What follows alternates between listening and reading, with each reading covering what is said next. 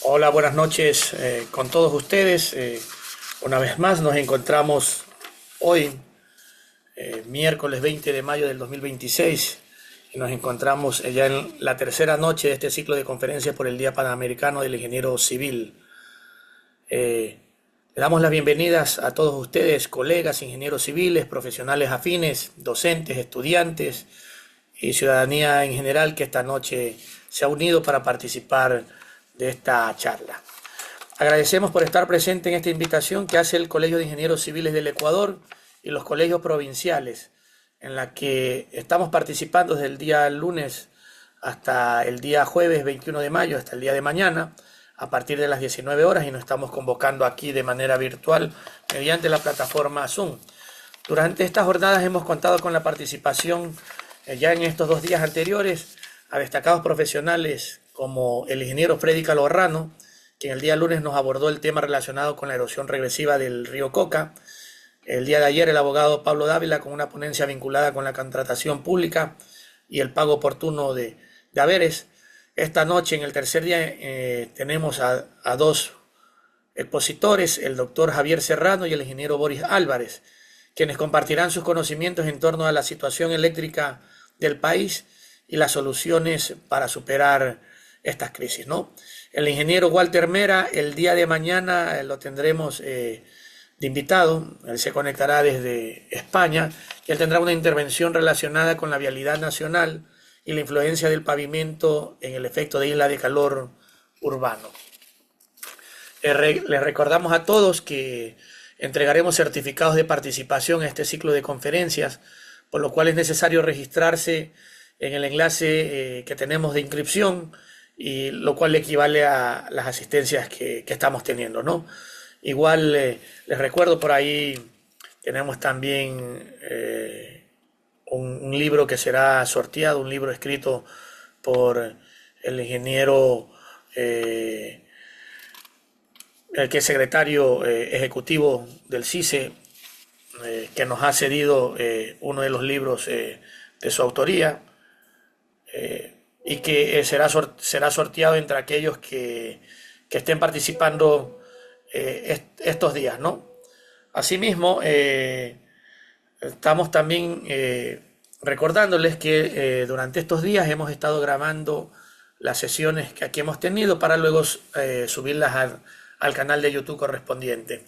Los certificados, que han sido algunas de las preguntas que nos han estado realizando también, recuerden que como otras ocasiones los subiremos en las redes oficiales del Colegio de Ingenieros Civiles del Ecuador. De la misma manera, el día de hoy estamos dando la bienvenida a nuestros 2 expositores, al ingeniero Javier Serrano y al ingeniero Boris Álvarez. El ingeniero Boris Álvarez lo tenemos como segundo, va a intervenir más adelante, a quienes vamos a recibir en este momento al doctor Javier Serrano Guerrero. El doctor Javier Serrano Guerrero es docente universitario, auditor líder en sistema de gestión de energía. Se tiene también un certificado por la Agencia Española de Normalización. Asimismo, doctor en Ingeniería y Producción Industrial, máster en Tecnología Energética con especialidad en Eficiencia Energética por la Universidad Politécnica de Valencia de España. Es ingeniero electrónico por la Universidad Politécnica Salesiana, sede Cuenca. Es profesor en pregrado de las universidades de la Politécnica Salesiana, de centrales de generación eléctrica, energías renovables, energía y medio ambiente. Asimismo es profesor de posgrado de energías renovables, eficiencia energética y auditorías energéticas. Actualmente es el director de la Unidad de Supervisión de Proyectos de Electroaustro. Es miembro del Consejo Consultivo del Comité Nacional de Eficiencia Energética del Ecuador, asimismo miembro del Comité de Gestión Ambiental y Energética de la Inspectoría Salesiana del Ecuador, miembro del Comité de Movilidad Sostenible del GAT de Cuenca en calidad de representante ciudadano del 2020 al 2023. Como investigador cuenta con más de 40 publicaciones científicas indexadas en trabajos relacionados a energías renovables, eficiencia energética, predicción de la demanda de energía y patrones de consumo. Asimismo, en el ámbito privado ha trabajado en la consultoría y desarrollo de proyectos de energía en el ámbito de la energía y telecomunicaciones, así como en el diseño y puesta en marcha de sistemas fotovoltaicos.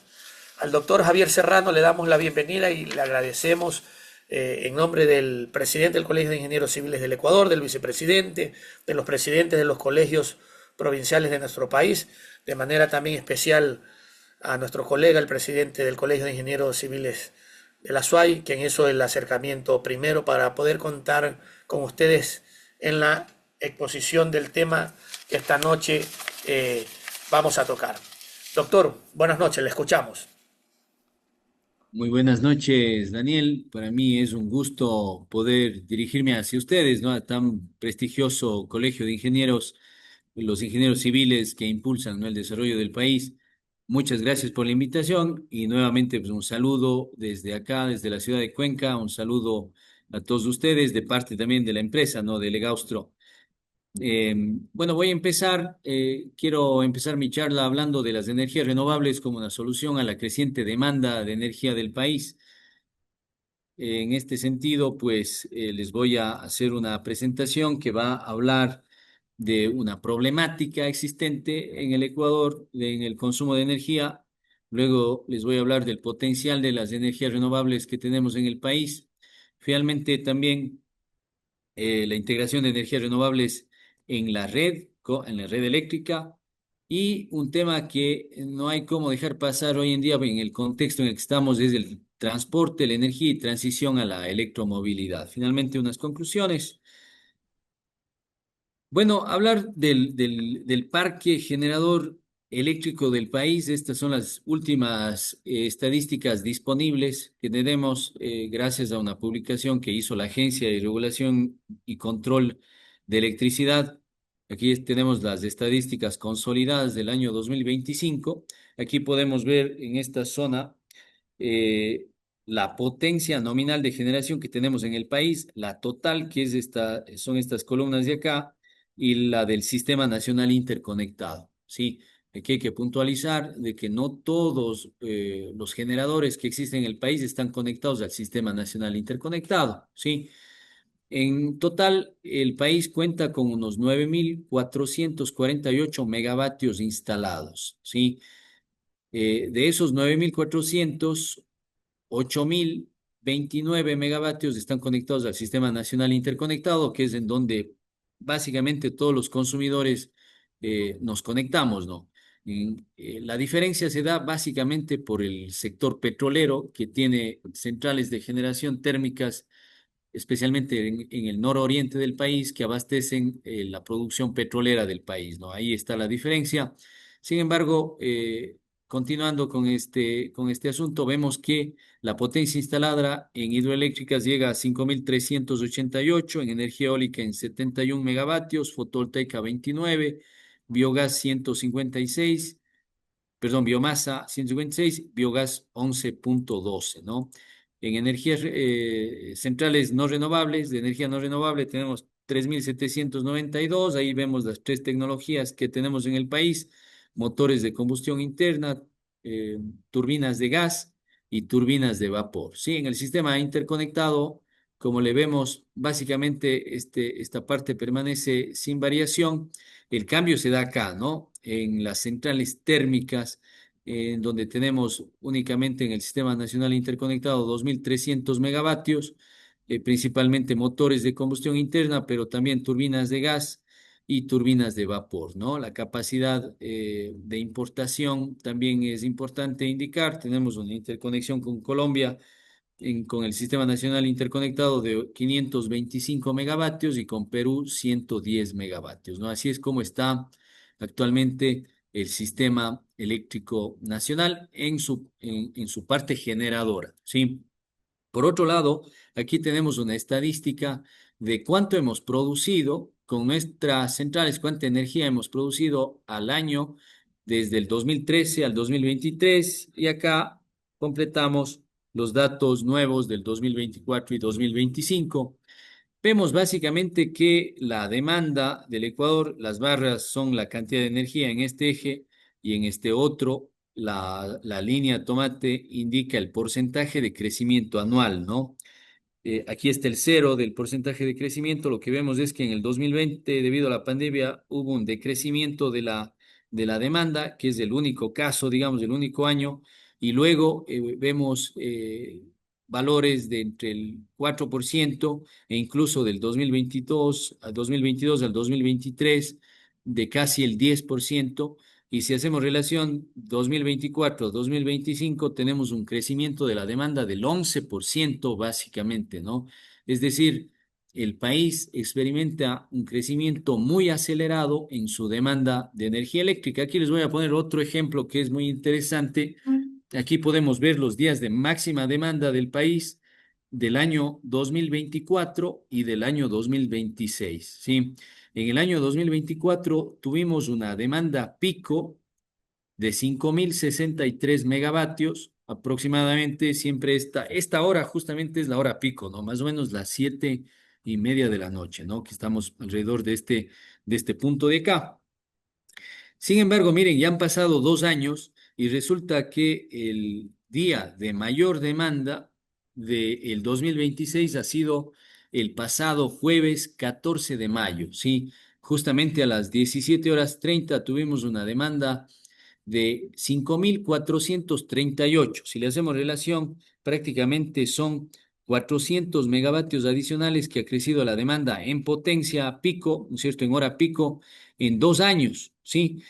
Y eso es un crecimiento no menor, es un crecimiento bastante importante, ¿no? 200 megavatios nos significaría una inversión en una central de unos 400 millones de dólares seguramente, ¿sí?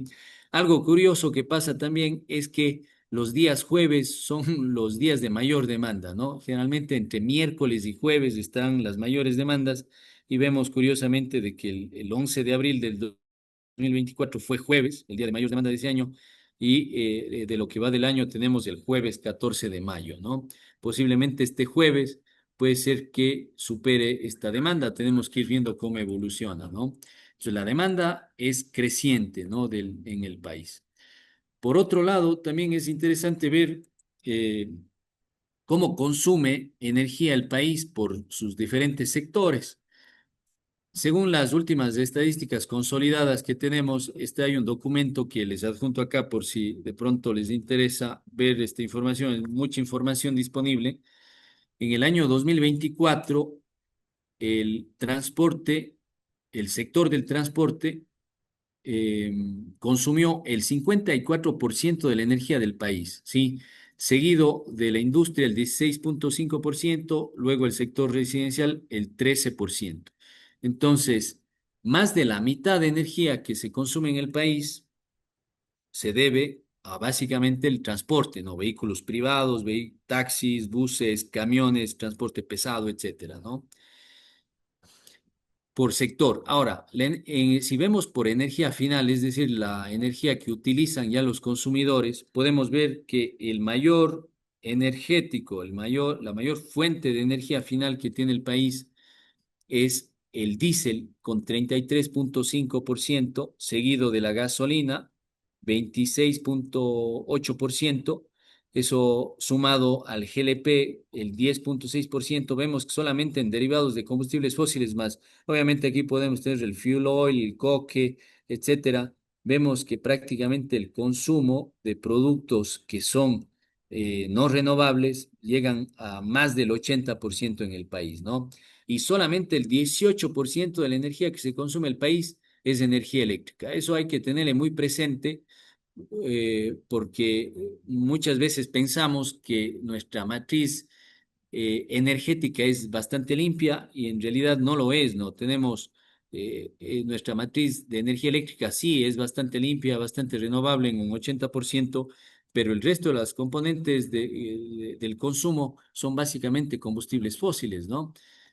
Entonces, la problemática y los retos para el Ecuador, yo las he separado en tres situaciones, ¿no? La seguridad energética, dado que el 81% de la energía que usa el mundo es de origen fósil y estamos emitiendo unas 33 gigatoneladas de carbono a la atmósfera todos los años, ¿sí? Con las consecuentes cambio climático, calentamiento global que al final repercute también en mayores consumos de energía, vemos que la situación en el Ecuador no es muy diferente, ¿no? El 85% de la energía en el Ecuador también viene de origen fósil y por lo tanto, pues necesitamos mayores inversiones y algunas problemáticas adicionales, ¿no? En el tema de igualdad y equidad social, tenemos una energía que es accesible y yo creo que es bastante democrática en el país. Hemos tenido subsidios durante mucho tiempo. Sin embargo, también hay que notar de que el 26% de ecuatorianos vive en situación de pobreza, ¿no? Y un 9% aproximadamente en pobreza extrema. Entonces, la situación es que no es fácil liberalizar, por ejemplo, los precios de los combustibles o de la energía frente a un sector deprimido de la población, ¿no? Entonces, tenemos una situación muy difícil de compensar y de equilibrar en el país, ¿no? No podemos pretender ser un país de punta desarrollado, ¿no? Que tiene necesidades básicas cubiertas y costos totalmente liberalizados de la energía, ¿no? Es una situación bastante compleja. Y finalmente, el tema de la sostenibilidad ambiental, ¿no? Dado que más del 50% de las emisiones de carbono vienen del sector del transporte, tenemos que pensar cómo vamos a emitir, a evitar esos impactos, a reducir esos impactos, cómo mejoramos la oferta de la energía y cómo también hacemos una administración de la demanda de manera más eficiente, más adecuada, ¿no? Ahí tenemos los retos, ¿no? Una de las soluciones que se plantean, pues, es obviamente trabajar sobre la oferta de la energía. Y aquí vamos a hablar del potencial de las energías renovables que tenemos en el país, ¿sí? Tenemos todavía en el Ecuador un potencial hidroeléctrico factible de alrededor de 13.000 megavatios, ¿no? Si bien actualmente tenemos unos 5.600 megavatios instalados, todavía podríamos utilizar 13.000 megavatios. eh, la potencia instalada de la tecnología hidroeléctrica está alrededor de entre 1.500 a 3.000 dólares el kilovatio instalado o básicamente 1.5 a 3 millones de dólares el megavatio. Entonces, podríamos hacer cuentas y podríamos ver cuántos millones de dólares, ¿no es cierto?, tenemos o necesitamos para poder explotar este potencial. Estaríamos hablando de más de 20.000 millones de dólares a 30.000 millones de dólares para poder explotar este potencial. En el tema de energía eólica, tenemos cuantificado aproximadamente unos 1.700 megavatios brutos, ¿sí? Y factibles a corto plazo, 884 megavatios. La energía eólica tiene un costo de aproximadamente 1.500 dólares el kilovatio o 1.5 millones el mega, ¿no? Entonces aquí estaríamos hablando básicamente de unas inversiones de unos 1.500 millones de dólares en eólica que podríamos realizar. El potencial de biomasa, en cambio, que también es muy interesante de ir explorando, ¿no? La energía es una energía renovable también. Tenemos factibles unos 500 megavatios, pero el problema de estas plantas de generación es que son caras. Estamos hablando de entre 2.000 a 5.500 dólares el kilovatio, ¿no? Es una tecnología normalmente compleja. El potencial geotérmico tenemos alrededor de entre 1.000 y 2.000 megavatios y también tenemos que esta tecnología es cara, ¿no? De 3.500 a 5.000 dólares el kilovatio instalado, es decir, 3.5 millones a 5 millones el megavatio instalado. Es muy comparable al costo de las centrales nucleares, ¿no? Las geotérmicas. El potencial solar es prácticamente ilimitado, está limitado básicamente por las superficies disponibles de implementación en el país y el costo, digamos, es el más conveniente actualmente, que es de alrededor de 800 dólares el kilovatio. Obviamente, la limitación de la energía solar es que vamos a tener producción en horas de sol y cuando no hay sol, obviamente no tendríamos la producción, ¿no? Muy bien, les quería presentar un ejemplo, un esquema que hice hace un tiempo. Tenemos, por ejemplo, el día de mayor demanda del 2024 fue el 11 de abril y tuvimos estas curvas, ¿no? de generación, las cuales he desagregado, por ejemplo, Molino, la central Molino, que es la de Paute, Sopladora, que es la línea azul, y la generación de Masar, que es el área gris que vemos acá. Estos tres proyectos hidroeléctricos forman el complejo hidroeléctrico Paute, tan conocido. Eh, Estas centrales están en cascada. Primero tenemos un gran embalse, el embalse de Masar, que tiene una capacidad de unos 410 hectómetros cúbicos, es decir, 410 millones de metros cúbicos se almacenan en Masar. Tenemos una generación ahí de unos 180 megavatios, pero luego el agua almacenada va a otra presa que es la presa Daniel Palacios, tiene el embalse de Paute, que no es tan grande, tiene un alrededor de 120 hectómetros cúbicos, pero en cambio generamos ahí 1100 megavatios, ¿no? Y aguas abajo, sin embalse, se turbina el agua que viene de Paute en sopladora, ¿no? En sopladora tenemos unos 560 megavatios aproximadamente, lo cual casi suma 2000 megavatios que aportan al país, siendo, digamos, el complejo hidroeléctrico más importante del país, no solo por potencia, sino por la capacidad de almacenamiento que tiene, ¿no? Entonces, la idea principal de esta diapositiva es presentar qué pasaría, ¿no es cierto?, si tuviéramos instalados unos 1500 megavatios de energía solar en el país, ¿sí? Lo que podríamos hacer es generar a partir de 6:30, 7 de la mañana, ¿sí? Alcanzar un pico de esa potencia aproximadamente de unos 1500 megas alrededor del mediodía y luego obviamente esto va a ir descendiendo, ¿no? La energía que podríamos aportar con esta energía solar sería energía que evitaríamos entregar con las centrales hidroeléctricas que tienen almacenamiento. Por lo tanto, en época de sequía podríamos almacenar esa agua para utilizarla, por ejemplo, en las horas punta en la noche, ¿no?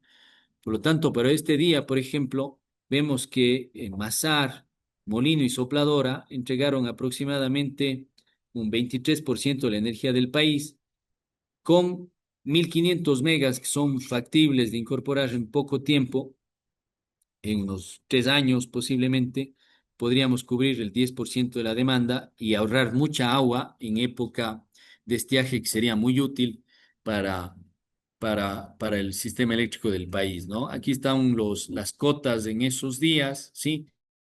Vemos que las cotas en horas diurnas donde la demanda crece, pues va bajando a una tasa bastante rápida en Masar, en época de sequía puede llegar a 1 metro por día, y en Amalusa también va bajando incluso a una tasa mayor, ¿no? Entonces, la incorporación de energía solar en este caso es bastante importante y bastante relevante. Otro tema que vale la pena tocar es que eh, cuál puede ser el impacto de los vehículos eléctricos, ¿no? Cada vez la gente está viendo a los vehículos eléctricos que es una opción interesante, dado que el costo del combustible ha subido, los beneficios económicos son cada vez más evidentes, ¿no? Vemos aquí la evolución de la venta de vehículos eléctricos en el Ecuador y vemos que está llegando a un punto en el cual podemos decir que ya es casi exponencial. Lo que va del 2026 ya se han vendido más de 3.500 vehículos en el país. Y toda esta demanda obviamente va a ser de que crezca la demanda de energía eléctrica también, ¿no? En ese caso, los sistemas de generación distribuida de autoconsumo con energía solar, por ejemplo, debería ser tal vez un requisito para quienes compran un vehículo eléctrico, pues instalar al menos en sus casas un sistema de energía solar, ¿no? Y vemos que el comportamiento tanto en venta de vehículos eléctricos como el de la instalación de generadores, especialmente fotovoltaicos en las viviendas, pues siguen un patrón muy parecido, ¿no? Entonces, vemos prácticamente que la potencia a finales del 2025 de sistemas fotovoltaicos distribuidos, es decir, conectados en diferentes puntos de los consumidores, está llegando a los 120 megavatios, que es una potencia no menor y que también podríamos decir que tiene un crecimiento exponencial, ¿no? Entonces, también es importante ir asociando esa transición de vehículos convencionales a eléctricos, pero o siguiendo más bien o manteniendo los incentivos para que la generación de autoconsumo sea todavía atractiva para el consumidor, ¿no? Aquí tenemos algunas estrategias, voy a pasar muy rápido para fomentar los sistemas fotovoltaicos en el Ecuador. Básicamente hay que dar incentivos fiscales, tributarios, fondos de inversión, campañas de sensibilización, eh, programas demostrativos, modernización de la red eléctrica, simplificación de trámites, ¿no es cierto? El impulso a las energías renovables, en este sentido es fundamental. Ahora, integrar masivamente las energías renovables a la red eléctrica es un tema complejo, muy complejo, y que un gobierno no lo puede solventar en poco tiempo, ¿no? Les voy a poner un ejemplo. El caso de Loja. Loja es la provincia de mayor potencial eh, renovable del país, ¿sí?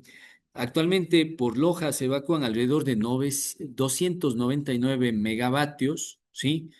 Pero la demanda de la empresa eléctrica regional del sur, que es la que sirve a la zona sur del país, la de Loja, tiene una demanda de 82 megavatios, es decir, que le están sobrando más de 200 megavatios.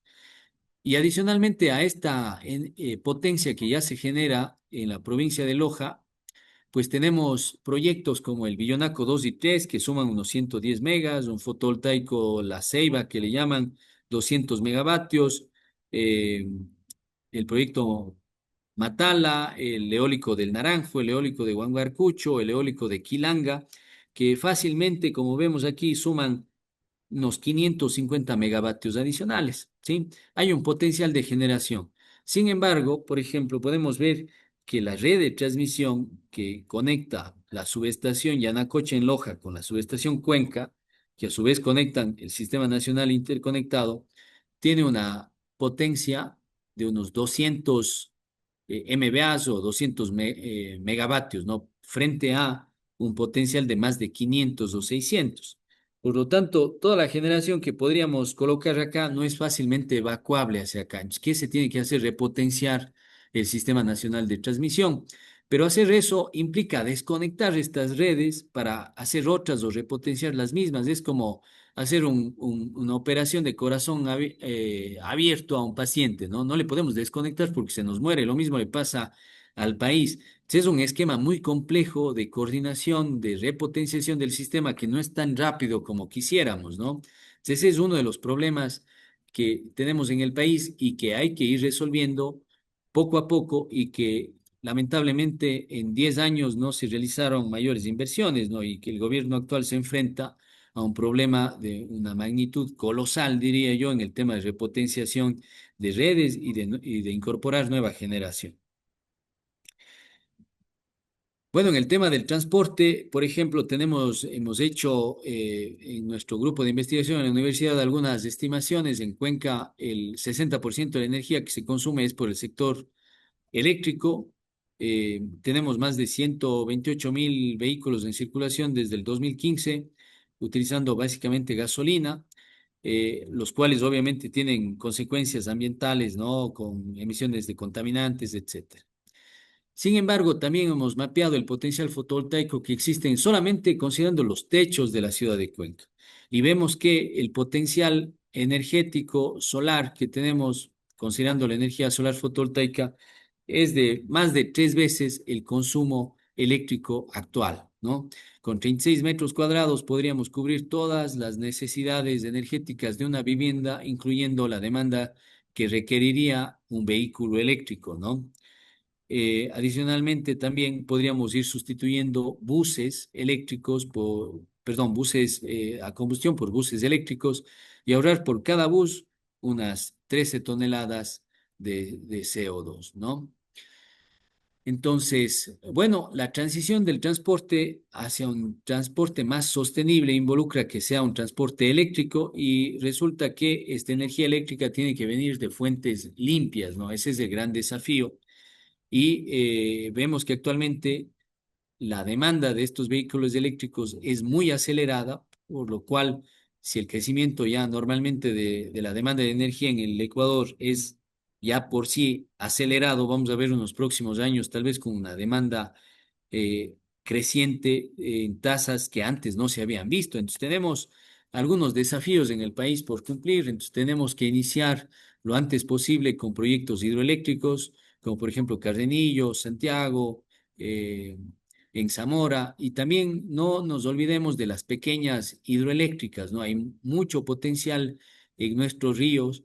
No necesariamente tenemos que hacer centrales muy, muy grandes, tenemos que diversificar los riesgos, diversificar la generación, porque la transmisión es la que sufre, ¿no? La red de transmisión, de transmitir de una gran central hacia los puntos de consumo, la energía viaja a distancias largas, con pérdidas, congestión en la red de transmisión. En cambio, si podemos tener centrales pequeñas cerca de los puntos de consumo, no vamos a ser tan necesarias esas grandes centrales, ¿no? Sin embargo, obviamente todo es urgente en el país hoy en día y hay que seguir trabajando. También hay que diversificar la matriz de generación, no nos basta únicamente con los hidroeléctricos, hay que usar las otras tecnologías como la fotovoltaica, la eólica. Hay proyectos que tienen que seguir avanzando, como el Aromo, el Pimo, Billonaco 2, Billonaco 3, entre otros, ¿no? Promover también la generación distribuida, especialmente con sistemas fotovoltaicos, es tal vez la solución más rápida que podemos tener, a más de de la generación térmica flotante, ¿no? Que también es una solución que tal vez no nos gusta mucho en términos ambientales, pero en cambio es, es necesaria, es demasiadamente necesaria e imprescindible, diría yo, actualmente, hasta poder consolidar los nuevos proyectos, ¿no? Eh, Finalmente, pues estos sistemas fotovoltaicos producen más energía en épocas secas, porque obviamente hay menos nubes y obviamente es lógico, ¿no? Hay menos nubes, hay menos lluvia. Por lo tanto, en la época de sequía podemos resguardar esas reservas de agua en los embalses que tanto nos hacen falta, ¿no? Hasta ahí mi intervención. Más bien, muchas gracias, estimado Daniel, estimados ingenieros. Pues para mí, como les digo, ha sido un gusto poder compartir con ustedes. Estoy atento a cualquier pregunta que pueda solventar. Muchas gracias. Muchas gracias al doctor Javier Serrano por su exposición acerca de, de la situación eléctrica en el país. Escribe en el chat, bueno, una pregunta que le ha colocado por interno la ingeniera Mariuxi Parrales. Pregunta, ¿qué impacto ha tenido la sequía y el fenómeno climático en las hidroeléctricas del país? Bueno, el impacto es directo, ¿no? El impacto es directo. Como sabemos, la cantidad de agua existente en el río, en la cuenca que estemos usando, impacta de manera directamente proporcional a la potencia que se genera. La potencia que se genera en una central hidroeléctrica es directamente proporcional al desnivel que existe en el aprovechamiento del agua, pero también al caudal. Es una disminución de caudales drástica, disminuye también drásticamente la potencia que puede generar. Consideremos también que en el país existen pocas centrales que tienen embalse, ¿no? Como es Mazar, Paute. Podemos tener las Daule Peripa, por ejemplo, en la costa, pero tiene una potencia pequeña, es un gran embalse, pero para uso más agroproductivo, como ustedes conocen. Eh, San Francisco en la zona de Tungurahua. Pero de ahí hay pocas centrales con gran almacenamiento, ¿no? Entonces, el impacto es directo con las sequías. Muchas gracias. Asimismo, otra pregunta. ¿Qué decisiones urgentes deberían tomarse en los próximos años para evitar nuevos racionamientos? Bueno, hay que incorporar nueva generación. Yo creo que se está trabajando de manera ardua. Lamentablemente, los proyectos de generación no ven luz luego de 3 años, 4 años, ¿no? Entonces tenemos desafíos grandes, hay como medidas urgentes, no nos queda más que seguir rentando energía. Tenemos que trabajar muchísimo también en eficiencia energética, especialmente en la costa. Yo creo que hay una capacidad de ahorro muy, muy interesante en temas de climatización. Es muy común llegar, por ejemplo, a edificios de la costa en donde tenemos termostatos colocados o seteados a 18 grados, 16 grados, lo cual incrementa un consumo de manera muy excesiva, ¿no? Entonces, yo creo que un sistema de climatización bien manejado, colocando temperaturas de 22 grados, 21 grados, cerrando puertas, rendijas, etcétera, puede aportar en gran medida a reducir la demanda, ¿no? Yo creo que hay que trabajar muchísimo en concientización, en temas de gestión de la demanda, que yo creo que eso es prácticamente inversión cero y con resultados prácticamente inmediatos, ¿no? Muchas gracias. Por ahí le felicitan y agradecen también por su intervención. Lo hace la ingeniera Lourdes Chele, Muchas el ingeniero civil gracias. Jorge Parrales, asimismo el ingeniero Ricardo Bonilla Tumbaco, Alejandro Jiménez Vivas, Daniel Alejandro Jiménez, María del Cine Veintimilla también, que le felicita por la excelente exposición, Mariana Buenaventura, Martín Rezabala, Rude Espinosa, eh, Brian Villacreces. Hace una pregunta: ¿qué tan rentable eh, creo que sería la implementación de energías alternas a nivel nacional a gran escala? Bueno, antes de nada, muchas gracias por los saludos, ¿no? De los colegas. También es un gusto para mí estar con ustedes, muy amables, ¿no? Eh, a ver, ¿qué tan rentable es? Yo creo que en el Ecuador está viviendo una época interesante de transición. Yo creo que las inversiones privadas en el sector ya son rentables. eh, Cuando queremos implementar nuevas centrales de generación, porque ya tenemos establecidos unos precios regulados ya para hacer inversiones. Y por otro lado, también es rentable o es más rentable para hacer autoconsumo, ¿no? Porque yo cuando genero con instalación fotovoltaica en una industria, por ejemplo, genero la energía que consume la instalación y le dejo de comprar a la empresa eléctrica, a CENEL, por ejemplo, en el caso de la costa, y dejo de pagar el precio del kilovatio hora que le pago a CENEL, que en el sector industrial puede llegar entre el 8 a 10 centavos el kilovatio, ¿no? En cambio, si yo genero con una central para venderle, digamos, al sistema eléctrico, me van a pagar alrededor de unos 7 centavos. Entonces, obviamente es más rentable actualmente si es que hago una autogeneración, ¿no? Que se llama autoabastecimiento, según está regulado, ¿no? ¿Y cuándo sería más rentable? Sería más rentable cuando, por ejemplo, si subiera un poco más la tarifa, por ejemplo. Por ejemplo, en países europeos donde el kilovatio hora es muy caro, ¿no? 20, 25 centavos, las instalaciones de energía renovable son mucho más rentables porque se recuperan en menos tiempo, dado que la energía es más cara. En el Ecuador seguimos teniendo una energía barata.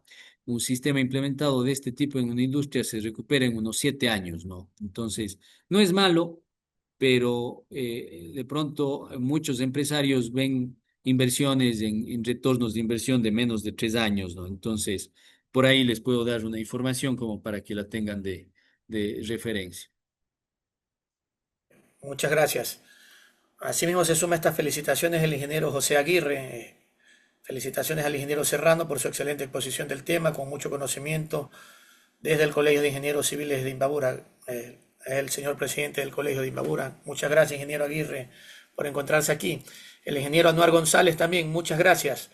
Uno, dice, estamos preparados con el sistema de distribución actual para satisfacer la creciente demanda que va a generar la carga masiva de autos eléctricos.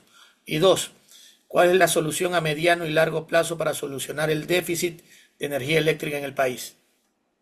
Bueno, muy bien. Con respecto a la pregunta uno, pues va a depender de cada empresa eléctrica, ¿no? Recordemos que en el país hay varias empresas eléctricas. En la costa tenemos CENEL con sus diferentes unidades de negocio, eh, CENEL Manabí, Los Ríos, Esmeraldas, ¿no es cierto? Guayaquil, demás. Entonces, cada una de ellas tiene realidades distintas, ¿no? En la sierra, de pronto la demanda no crece tan rápido y yo posiblemente me atrevería a decir que en la sierra estaríamos tal vez un poquito más preparados, pero justamente para eso es la planificación de cada empresa, ¿no? Para ir preveyendo estas demandas de energía, ¿no? Eso con respecto al punto uno. El punto dos, ¿cuál es la solución a mediano y largo plazo? Pues bueno, lo que he dicho, ¿no? Hay que trabajar arduamente en dos cosas. Una es mayor oferta de generación. A corto plazo no nos queda otra opción que la renta de energía. Yo creo que la instalación de sistemas fotovoltaicos de autoabastecimiento también es muy rápido, pero también tenemos que ser ágiles tanto en el sector público como en el sector privado para ir incorporando nueva generación de manera muy, muy rápida, ¿no? Y también es sumamente importante ir tratando de controlar ese crecimiento tan acelerado de la demanda que tenemos con estrategias bien pensadas y bien planificadas de eficiencia energética, ¿no? Otra situación muy importante es reducir las pérdidas, especialmente las no técnicas, es decir, los robos de energía que existen en algunas empresas eléctricas que están llegando, me parece, hasta el 30% en Senel Manabí. Entonces, bueno, las totales, ¿no? Las totales entre técnicas y no técnicas. Entonces, todas esas situaciones van a ir abonando para que podamos ir saliendo año a año sin cortes de energía, ¿no? Pero es un tema de un trabajo, hay que ser sinceros, arduo, muy, muy, muy grande, titánico y que requiere el compromiso de todos los sectores del país. Muchas gracias. La ingeniera Liliana Sabando, presidenta del Colegio de Ingenieros Civiles de Esmeraldas, también que se encuentra aquí esta noche, le felicita por su intervención, doctor. Eh, lo mismo la ingeniera Caterine Ábata Murillo, la ingeniera María del Cisne Ventimilla pregunta, usted nos ha indicado que la generación de la energía fotovoltaica es la más económica y al tener potencial en Ecuador para su utilización, a su criterio, ¿cuál cree usted es la razón por lo que no se instalan en nuestro país? Bueno, María del Cisne, muchas gracias por la pregunta. En realidad, más bien es al revés. No se instalaba mucho en el país hasta hace unos 2 años, pero estamos viendo una evolución prácticamente exponencial ya en el país de instalación de nuevos sistemas fotovoltaicos. Más bien, sí se está utilizando.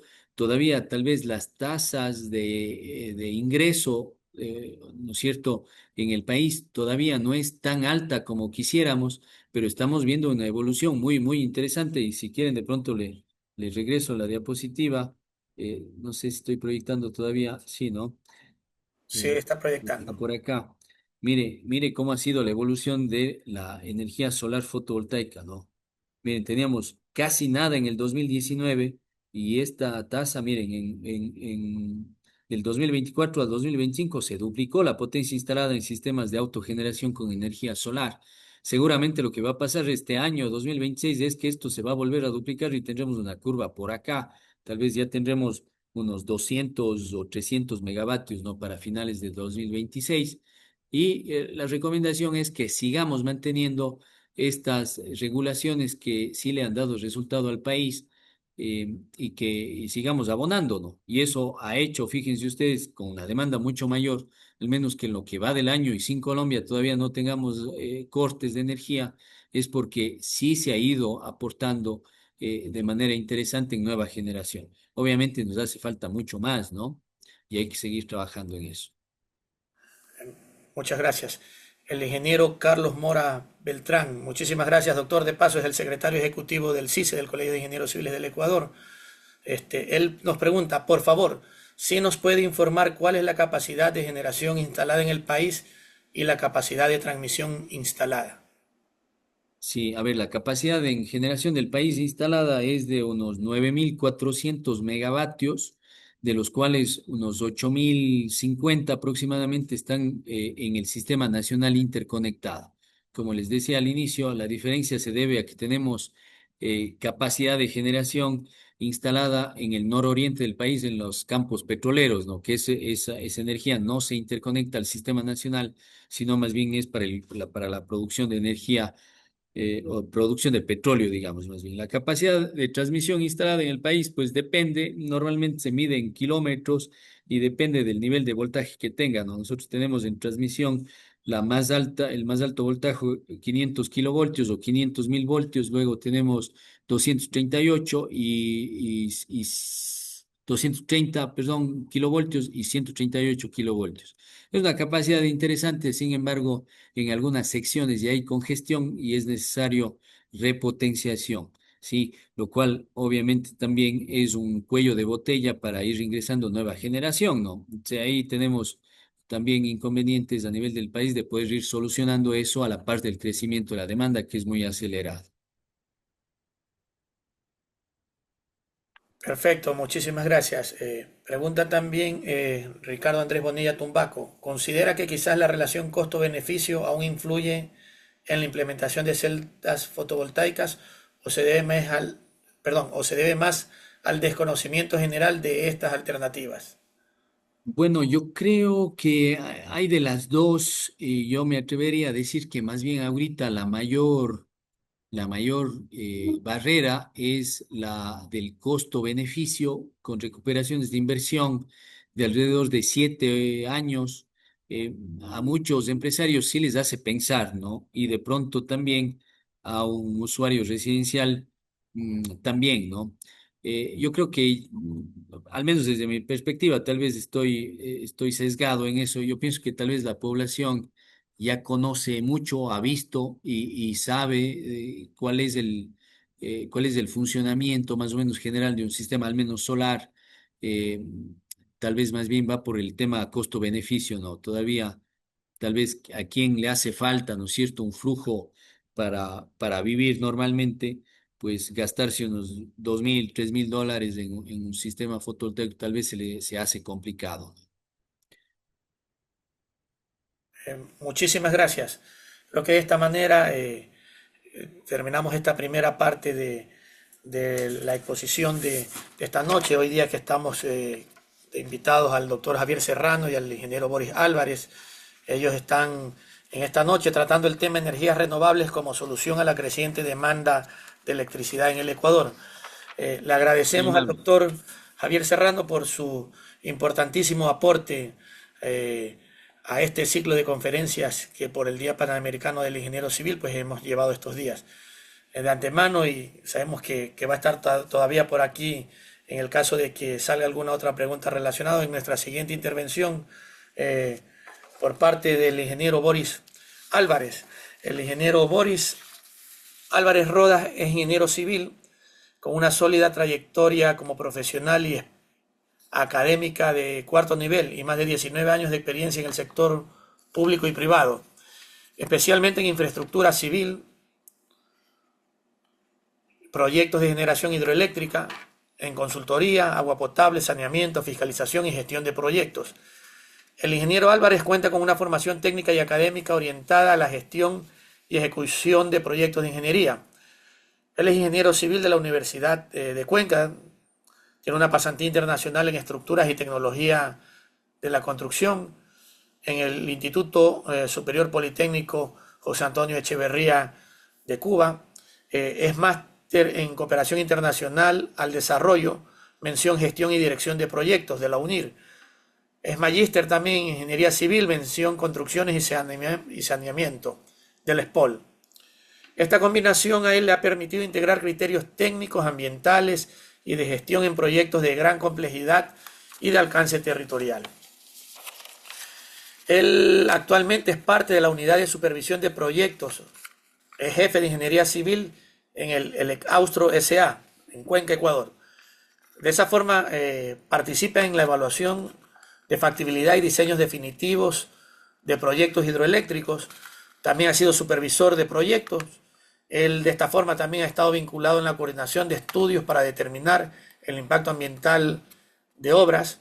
Ha liderado y coordinado con especialistas en diversos estudios de ingeniería civil, considerando los aspectos hídricos, hidráulicos y geotécnicos necesarios para la ejecución de estos tipos de proyectos y entre otros. Le damos la bienvenida al ingeniero Boris Álvarez, que en esta noche pues comparte conjuntamente con el doctor Javier Serrano en el tema energías renovables como solución a la creciente demanda de electricidad en el Ecuador. Adelante, ingeniero Boris. Buenas noches. Buenas noches. Mucho gusto con todos. Gracias por la invitación y por ser parte de este magno evento en el cual han sido anfitriones para nosotros. Les agradecemos mucho, inclusive de la parte de la empresa en la que laboramos, como es el Legaustro. Yo voy a hacerles una pequeña parte de lo que el doctor Serrano les indicó sobre las energías renovables. Me voy a enfocar en las pequeñas hidroeléctricas, en el caso específico, una pequeña hidroeléctrica en la cual estamos eh, teniendo un proyecto para la ejecución aquí en la zona de la SUAY. Les daré una pequeña mención, un pequeño resumen de este proyecto, el cual va a parecer interesante y estaré atento a cualquier inquietud después.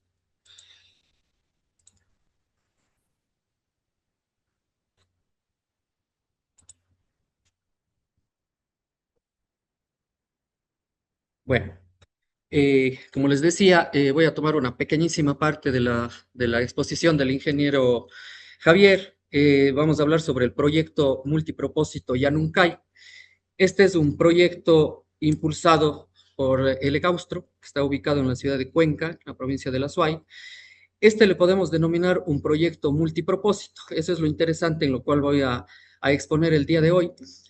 Lo denominamos proyecto hidroeléctrico multipropósito Yanuncay. Este es un proyecto que nace de la planificación de la ciudad de Cuenca a partir más o menos del año de 1987, que se realizan los planes maestros, la empresa de telecomunicaciones y agua potable de Etapa del municipio de Cuenca. En este plan maestro ya se menciona el propósito de embalsar los ríos de la ciudad de Cuenca para garantizar el acceso de líquido vital a la ciudad. ¿Sí? Esto es muy importante en cuanto nosotros podemos tener pendiente de que el almacenamiento de agua nos va a servir muchísimo para los periodos de abundancia en el control de inundaciones. Ya les voy a comentar más adelante de lo que nos sirve este proyecto en la ciudad. Y garantizar la disponibilidad de agua en las sequías extremas, como ya la tuvimos, por ejemplo, en el año 2024.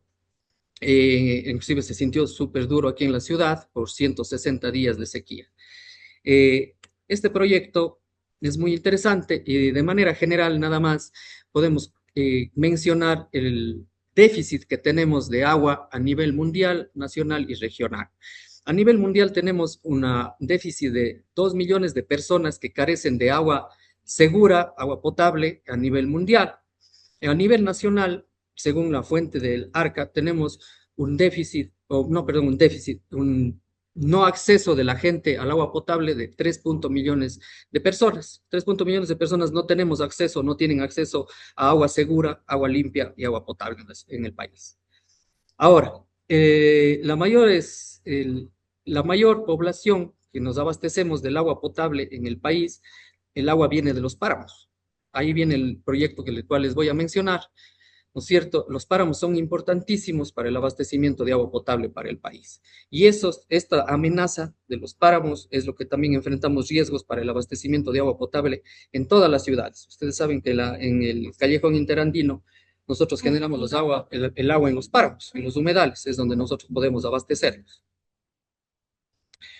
Según los estudios que también nosotros hemos logrado recabar, en la ciudad de Cuenca, para el año 2030, nosotros vamos a tener un déficit de almacenamiento de agua. Es como les comentaba, ya en los planes maestros ya encontramos estos problemas, este déficit, y ya estamos llegando a las fechas. Ya se nos ha acercado, ya son casi 30 años, 40 años, en los cuales ya estamos viendo que tenemos que tomar acciones para esto. Esto también obviamente influye en el crecimiento poblacional. Tenemos una ciudad que hace 20 años teníamos 400.000 habitantes, ahora estamos en 600.000. Y en un futuro del año 2050, 2040, posiblemente lleguemos a 800.000 habitantes en la ciudad de Cuenca. Es ahí donde se plantea un proyecto multipropósito. El proyecto hidroeléctrico multipropósito ya nunca hay. Si a más de poder generar energía, nosotros podemos dotar de almacenamiento de agua para la ciudad de Cuenca, es muy importante que lo tomemos en cuenta. Y como escuchamos en la intervención anterior, tenemos las pequeñas centrales que le denominamos, no solo las grandes centrales que hemos escuchado, como Mazar, como Coca-Cola Sinclair, como Minas San Francisco, también podemos realizar pequeñas centrales. En este caso es una central de aproximada de 21.8 megavatios, pero en cambio las líneas de conexión hacia las ciudades de los centros poblados, como esta vez de Cuenca, es muy cercano y eso es muy bueno. Este proyecto está ubicado, el proyecto Yanuncay, está ubicado en la provincia de La Suay, en el cantón Cuenca, y principalmente en la parroquia Baños y también en la parroquia San Joaquín. Como podemos ver en la gráfica, es la ciudad de Cuenca no está lejos del proyecto, tenemos aproximadamente 30 kilómetros hasta la zona de un embalse. Podemos ver, si nos fijamos en la gráfica, esta es la zona donde se construiría el embalse, que es el río Quingoyaco, que ya les voy a comentar.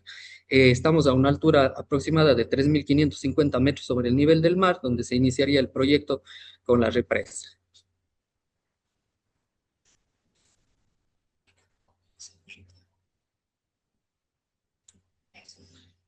Bueno, ¿Qué es lo importante? Lo que comentábamos acerca de los páramos, que es donde generamos donde podemos generar el agua, donde se genera en los callejanos interandinos, como es en nuestro medio de la ciudad de Cuenca.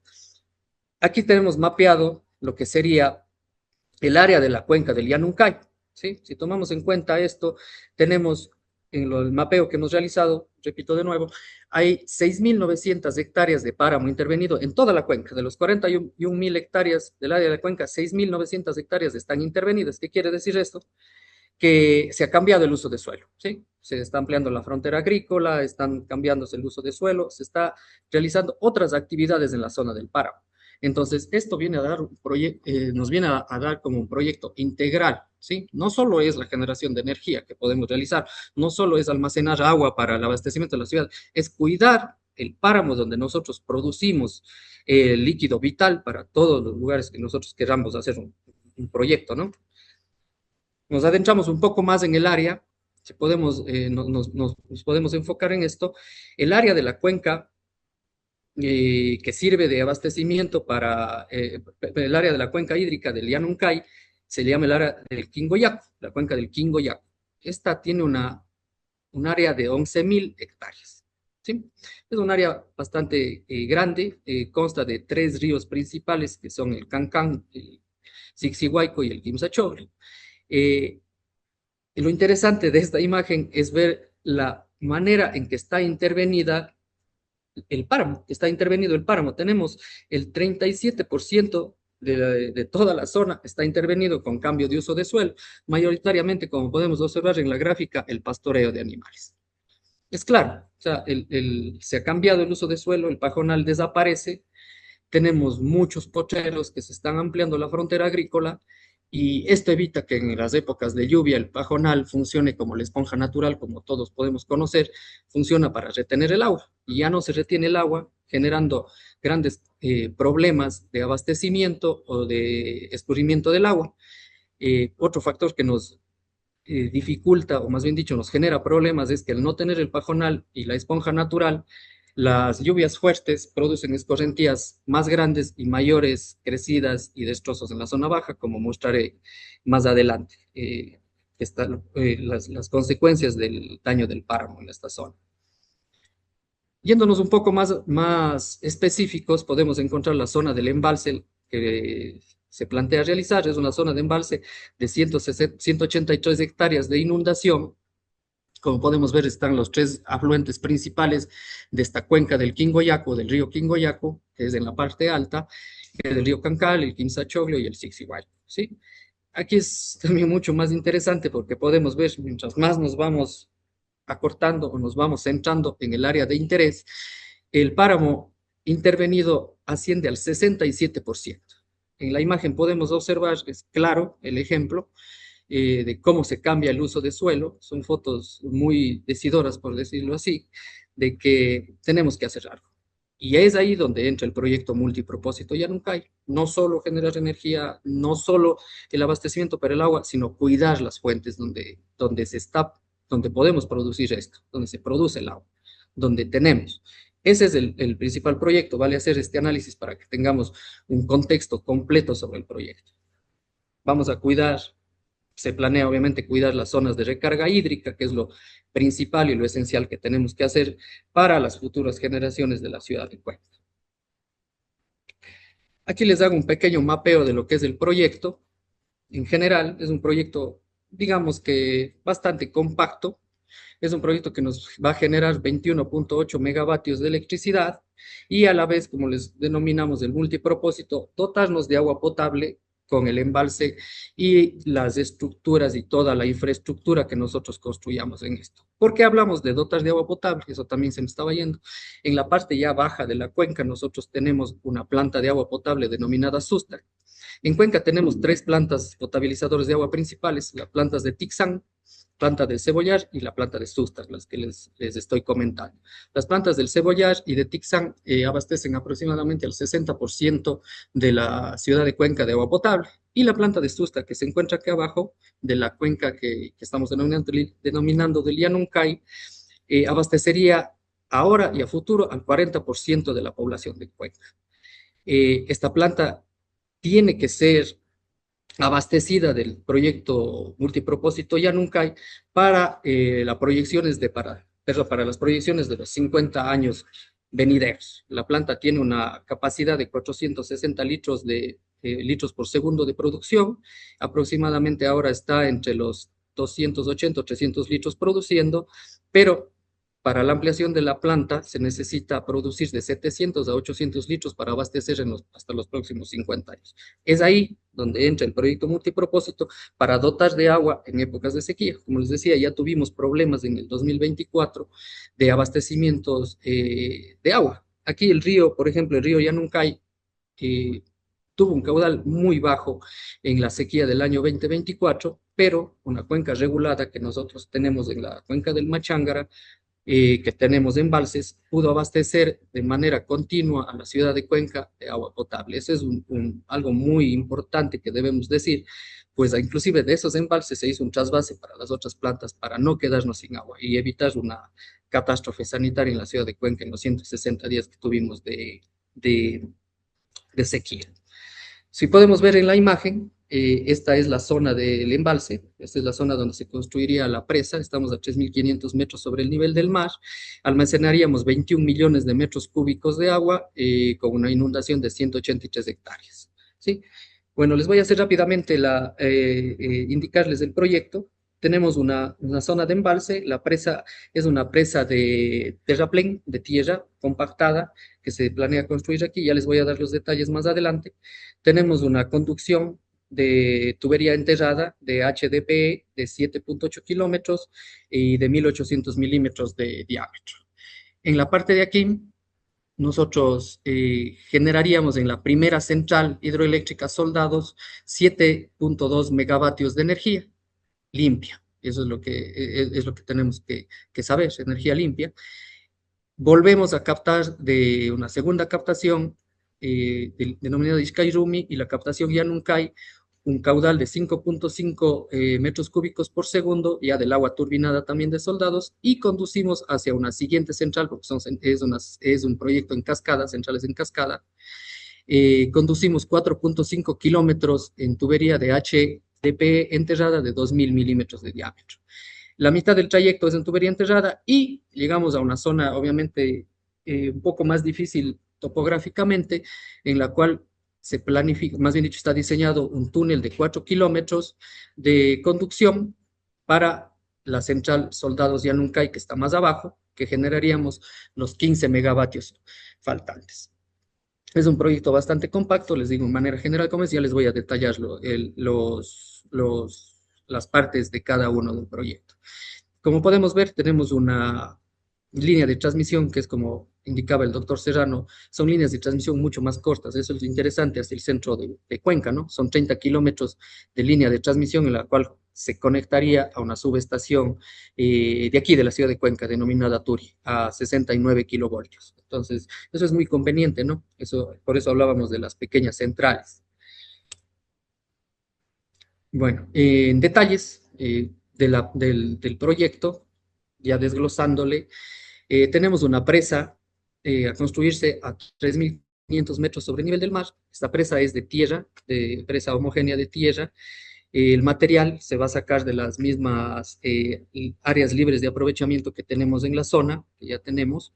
Es una presa de 212 metros de ancho en la longitud de coronación, de 42 metros de altura. Y tenemos en la base 200 metros también de ancho.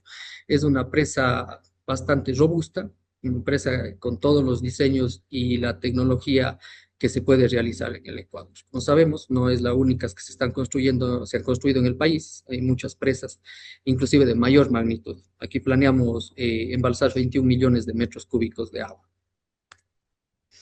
Ahora, vamos a una parte que es muy interesante, la que les decía, es la capacidad que vamos a tener de controlar también al río en épocas de inundaciones. Para eso nos sirve la presa.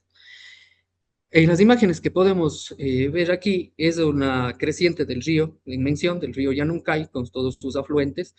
Esta creciente fue el 12 de marzo del año en curso. Tuvimos un caudal pico calculado y medido de 160 metros cúbicos por segundo. es el río que más creció en la ciudad de Cuenca. De los 4 ríos que tenemos, podemos ver las imágenes, son decidoras, inclusive son de mi autoría. Yo estuve ahí cuando creció el río, nos quedamos inclusive atrapados en la empresa algunas personas ahí hasta que baje el nivel en la tarde. Pero bueno, lo interesante de esto es que nosotros podemos, en datos hidrológicos actualizados que tenemos del año 2023, ver la capacidad que tenemos con el proyecto, que se tiene con el proyecto y con la regulación de la cuenca, de minimizar los impactos que estamos teniendo aquí o los que podemos observar. En el ejemplo que les pongo aquí en contexto, es para un periodo de retorno de 50 años de la zona de la cuenca del Llanuncay y de la parte alta, y media y baja. Por ejemplo, nosotros podemos ver que en la zona alta, en la zona de la presa del Quingoyacu, con un periodo de retorno de 55 metros cúbicos por segundo que podemos tener de los 3 afluentes principales que les comentaba anteriormente, con la presa nosotros podemos o se puede reducir esta crecida del río a 21 metros cúbicos por segundo, que es un porcentaje de 61% de porcentaje de reducción, que es muchísimo, o sea, es bastante para las crecientes que nosotros tenemos aquí en el río. Esto estamos hablando en un área de cuenca de 112 kilómetros cuadrados. ¿Qué es lo importante? Estas fotos que nosotros podemos observar aquí es en el punto 2, en la parte del río Llanuncay, en la zona denominada Pucán-Susta. Estas inundaciones son ahí. En nuestras predicciones, en nuestros estudios hidrológicos, tenemos que podemos reducir un 30% esa creciente. Por ejemplo, aquí tenemos de 163 metros cúbicos por segundo, se puede bajar a 120 metros cúbicos. Hidráulicamente nos podemos dar cuenta que estos 40 metros, 43 metros cúbicos que tenemos de diferencia van a hacer o a evitar que pase esto, lo que estamos viendo aquí, que pase estos destrozos que sucedieron, que se salió el río, y este puente que vemos acá fue antes de que se lleve la creciente. Aproximadamente una media hora después de que se tomó esta fotografía, el puente se fue con la crecida del río. Entonces, vemos que sí podemos reducir la destrucción, no en sí una creciente en toda la cuenca, vamos a evitar que crezca, ¿no? O que tengamos salidas, pero sí vamos a evitar los destrozos. Eso es lo interesante que tenemos los datos actuales. En el punto 3 tenemos el río Llanuncay en la zona ya de Cuenca, en la zona urbana que le denominamos Tres Puentes, que es donde tenemos el monitoreo de estaciones meteorológicas. Aquí también, bueno, no les adjunté la foto, pero aquí tuvimos una creciente histórica. Ya les digo, fue de 160 metros cúbicos por segundo y el río se salió en toda la parte baja de la ciudad de Cuenca, donde antes no habíamos tenido ese problema. Entonces, hablamos de esto, tenemos una reducción de aproximadamente el 18% y de un caudal también de casi el 30 metros cúbicos por segundo, que evitaría que hubiéramos tenido las inundaciones últimas de la ciudad de Cuenca. Esto es muy importante porque debemos indicar para qué nos va a servir la presa. Son datos interesantes que sí me permití darles en conocimiento. Bueno, la segunda parte del proyecto es después de la captación o de la zona de embalse, tenemos la conducción. Esta conducción, de manera concreta, se va a realizar con tubería de HDPE. Esto se realizó para tener un mejor control y seguridad en la zona. Y tenemos otros proyectos en los cuales tenemos canales abiertos o de otra índole, en las cuales es hasta peligroso y de fuerte impacto. En cambio, aquí la tubería va a ir enterrada y podemos realizar una mejor mitigación luego de la construcción del proyecto. Tenemos una longitud de 7-8 kilómetros hasta llegar al tanque de carga y donde, como les indicaba anteriormente, generar los 7.2 megavatios de la primera central en cascada. ¿Sí? Como podemos ver aquí, la gráfica sería lo que realizaríamos en la primera central soldados.